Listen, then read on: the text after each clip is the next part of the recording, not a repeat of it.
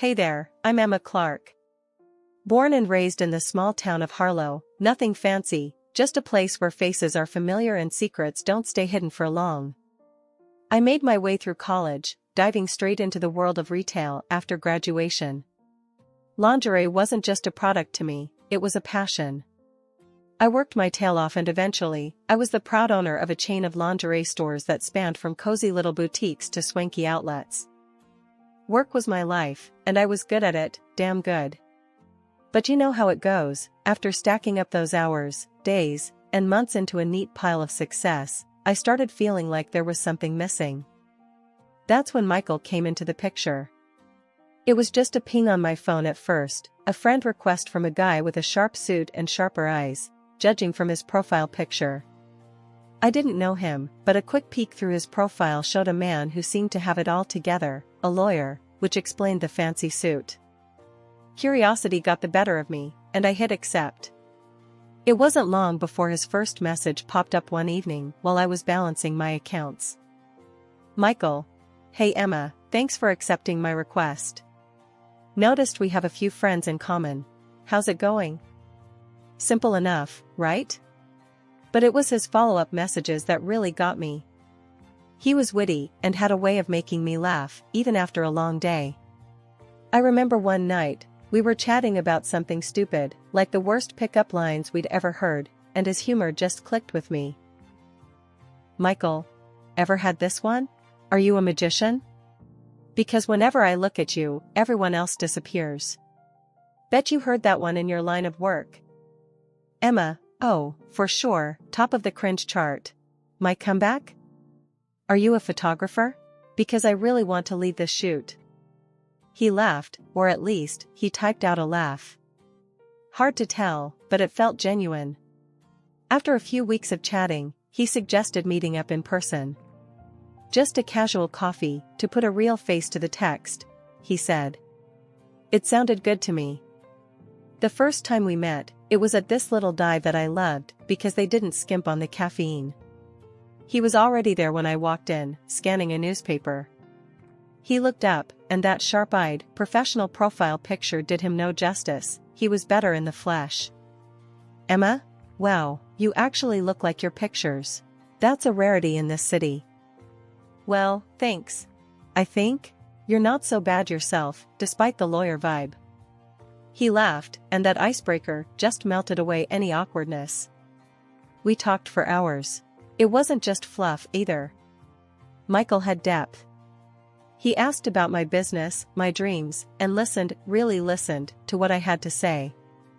The thing about Michael is, he never did anything by halves. When we'd been seeing each other for a year, he decided it was time to take things to the next level. I was closing up shop one chilly evening when he showed up unannounced, his breath misting in the cold air as he held out a small, velvet box. Emma, I've been thinking, he started, and boy, did he look nervous. We've been doing great, you and me. I think it's time we thought about making this a permanent deal. I froze, the keys to the store still in my hand. Michael, are you saying what I think you're saying? He cracked a smile, that charming, lopsided grin that always made my heart skip. Yeah, I am. Marry me, Emma. Let's not play around anymore. I want you as my partner, for good. My heart was racing, my mind spinning with 1,000 thoughts. Marriage? Was I ready? But looking into his eyes, seeing the earnestness there, it felt right. Yes, I breathed out. Yes, I'll marry you. But then he shifted, his expression turning serious again. There's something else, though. We need to talk about some legal stuff. Prenup stuff. The word prenup hit me like a bucket of ice water. Prenup? Really, Michael? Is that necessary? He hurried to explain, holding my hands in his to stop them from trembling. Listen, it's not that I don't trust you, Emma. It's just practical, especially with me being a lawyer. I've seen too many messy splits not to be cautious. Plus, it's going to protect both of us. What kind of protection are we talking about here? I asked, my voice a mix of curiosity and concern. Michael pulled out some papers from his briefcase. It's straightforward. If either of us cheats, the cheater loses their assets to the other. Simple and fair. You know I wouldn't cheat on you, Emma. This is just a safety net. I took a deep breath, trying to process it all. The romantic proposal now tangled up with talk of cheating and assets. It wasn't how I pictured my engagement. But then, life with Michael wasn't ordinary, and maybe this was just another part of that. I looked down at the papers, then back at his face, reading the sincerity there. All right, I'll think about it. But let me be clear, Michael, I'm not planning to ever give you a reason to use this against me. That's all I'm asking for, he replied, relief washing over his face.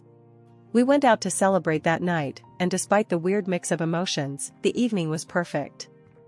The restaurant was cozy, the food delicious, and Michael was attentive, making me laugh and forget about the legalities for a few hours. Later, as we walked back to the car under the stars, Michael stopped and pulled me close. You know I love you, right? No piece of paper's gonna change that. I nodded, resting my head against his chest. I know, Michael. I love you too. Just, let's make sure this prenup thing doesn't mess us up, okay? He kissed the top of my head. It won't. Promise. And that was it. I signed the prenup a few days later, after reading it over with my own lawyer, just to be sure. It felt weird, signing a document that talked about the end of a marriage when ours hadn't even begun. But love's a gamble, and I was all in. I just hoped my bet on Michael was the right one. We were the couple everyone envied, always laughing and whispering to each other at parties. But a few months in, things started to change. It wasn't something I could put my finger on right away, just a chill that settled over us slowly. The real trouble started a few weeks later. We were out shopping, and I was looking for some new scents in a perfume shop. I chatted with the sales guy, just casual talk about fragrances. When we left the store, Michael was fuming. Who was that? He barked as soon as we were clear of the crowded mall. I was taken aback. The sales guy? I was just asking him about the perfumes. Why? Seemed like you were really into him, Michael shot back, his eyes hard. Are you serious right now? I stopped walking, staring at him in disbelief. I was talking about perfumes, Michael. What's gotten into you? He scoffed, shaking his head as he started walking again. Nothing. Forget it. Let's just go home. But it didn't stop there. It got worse. Anytime I talked to a man, Michael would sulk or make snide comments. He became colder at home, too, retreating behind his laptop or phone, leaving me to eat dinner alone most nights. One evening, I decided to confront him. I couldn't stand the icy atmosphere anymore. I found him in his study, staring blankly at a spreadsheet. Michael, we need to talk, I said, standing in the doorway. He didn't look up. About? About us. About how you've been acting lately. I walked over and closed the laptop in front of him. You've been distant, and any time I interact with another guy, you act like I've committed some crime. He rubbed his temples, sighing heavily. Emma, you don't understand the pressure I'm under at work. And when I see you, laughing and chatting with other men, it gets to me, okay?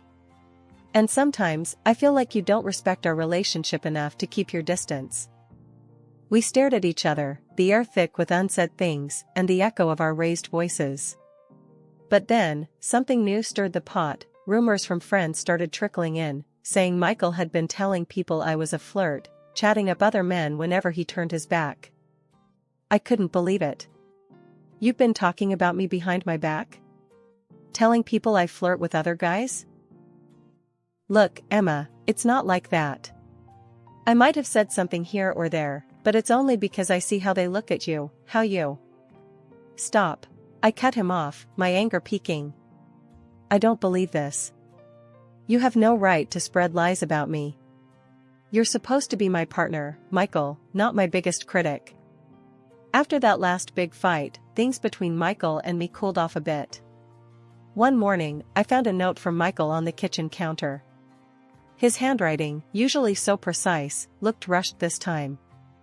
I picked it up, my heart pounding a little harder than usual. Emma, let's try to start over. Meet me at the Grandview Hotel, room 204, at 8 p.m. tonight. Let's put the past behind us and move forward. I stared at the note for a long minute.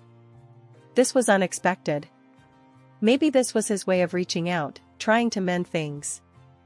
I decided to go, hope fluttering in my chest like a fragile bird. The day dragged by. Work was a blur. I couldn't focus on the customer orders or the inventory. My mind kept drifting back to the note, to what the evening might bring. Could we really start over? By the time I shut the shop and headed to the hotel, I was a bundle of nerves. When I arrived at the Grandview, my palms were sweaty. I checked my reflection in the car mirror, fixed my hair, dabbed on a bit of lipstick. Not too much. I didn't want to look like I was trying too hard. Room 204 was on the second floor. The hallway was quiet, just the soft hum of the air conditioning. I knocked. No answer. I knocked again, then, with a hesitant hand, turned the doorknob. It was open.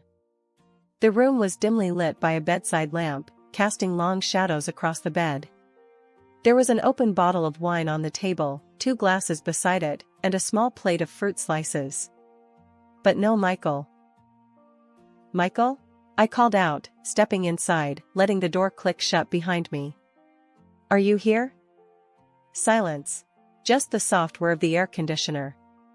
I thought about leaving, but then I decided to wait. I poured myself a glass of wine, the red liquid swirling in the glass. Just 1 glass, I muttered to myself, to calm the nerves. I took a sip, the wine rich and a little too sweet. I sat down on the edge of the bed, my mind racing. The wine was starting to make my head a bit fuzzy, or was it my nerves? I lay back, just to rest my eyes for a moment. The room spun gently, and then everything went black. When I woke up, it was dark outside. I tried to sit up, but my head was pounding, and my thoughts were foggy. My phone was on the nightstand. I grabbed it, the light from the screen blindingly bright in the dim room. I checked the time. It was past midnight. Panic clawed at my chest. I tried to remember what happened, how I ended up lying here, but it was like grasping at smoke. I realized with a start that I was not dressed, lying there without my clothes. I called Michael, my fingers trembling as I dialed his number. The phone rang, then, his voice, cold and distant. Emma? What's up? Michael, where are you? Why didn't you come to the hotel? I asked, my voice shaking. Hotel? What are you talking about, Emma? Are you drunk? Have you lost your mind? I'm at the Grandview, like you told me. Why did you ask me to come here if you weren't going to show up? My voice rose in anger and confusion. Emma, I don't know what sick game you're playing, but I didn't write any note. I've been home all night. You're out of control, running around with your lovers. I even thought about calling the police. Driving home from that disastrous night at the hotel, my mind was in turmoil. Michael's cold, dismissive voice on the phone replayed over and over in my head. What was happening? It felt like I was being sucked into a nightmare I couldn't wake up from. As I pulled into the driveway, the familiar sight of our home brought no comfort, only a knot of dread in my stomach. I stepped inside, and the tension hit me like a wave. Michael was pacing the living room, his face twisted in anger. As soon as he saw me, he exploded. There you are.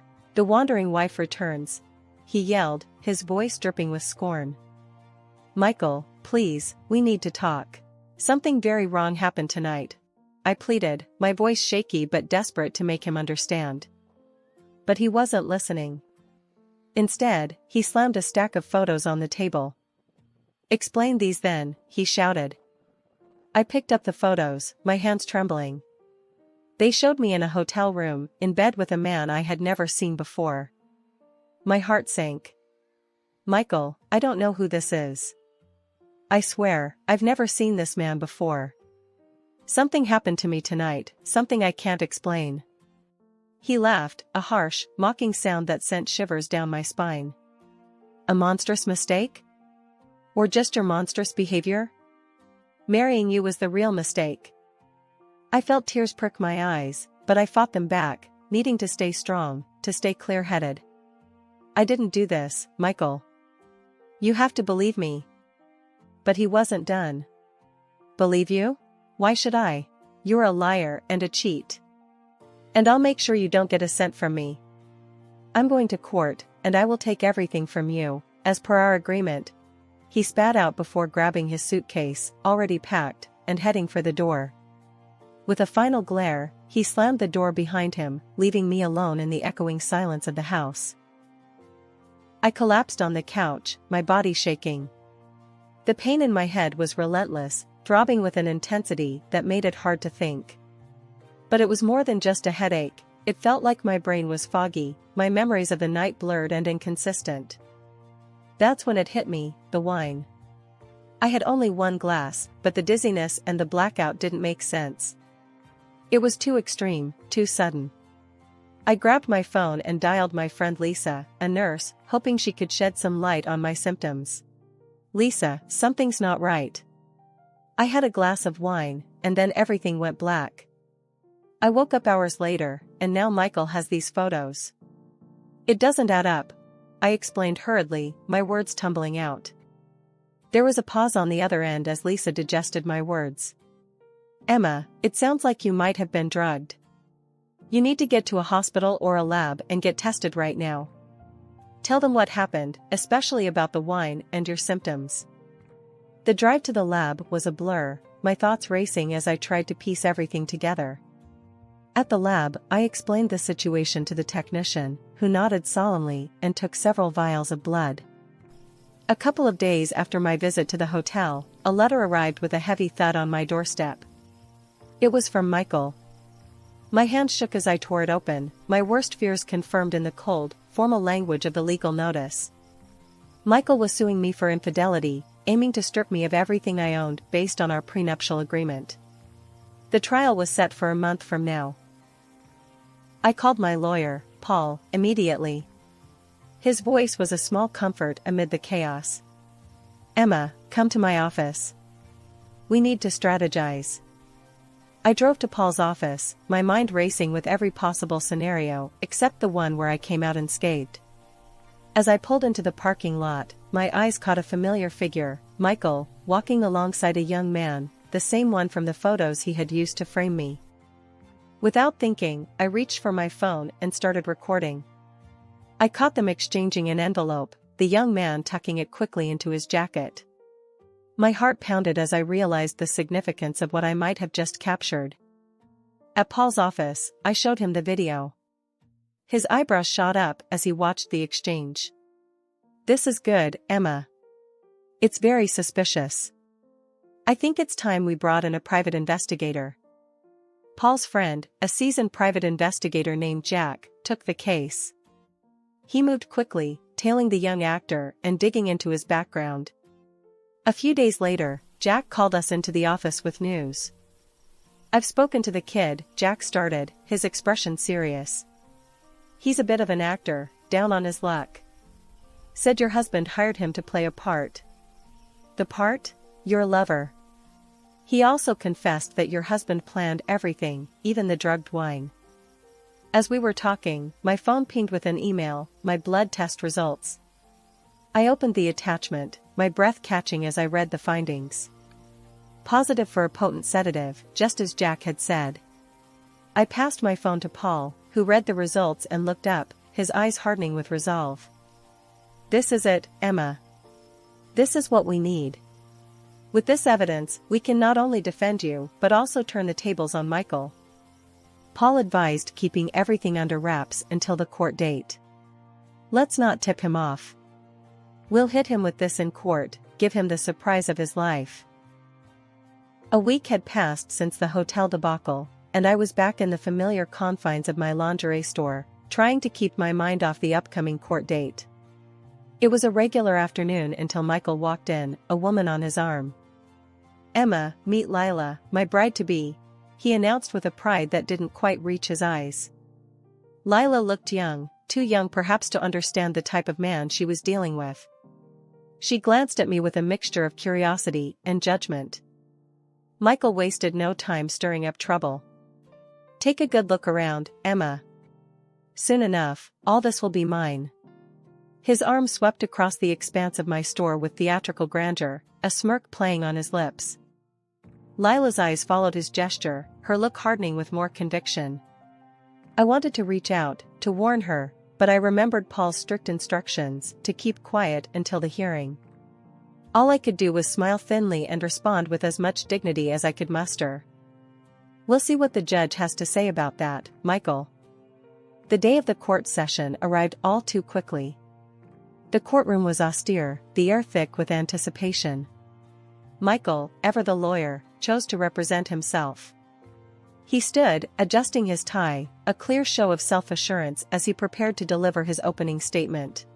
"Ladies and gentlemen," Michael began, his voice steady and clear, "today you will see the true colors of a woman who not only broke the vows of marriage but sought to destroy the sanctity of our home with her deceit. As you will see from these photos," he continued, gesturing to the evidence displayed on the screen behind him, "my wife, Emma, was not the faithful partner she promised to be." The photos from the hotel room flashed up, eliciting murmurs from the courtroom.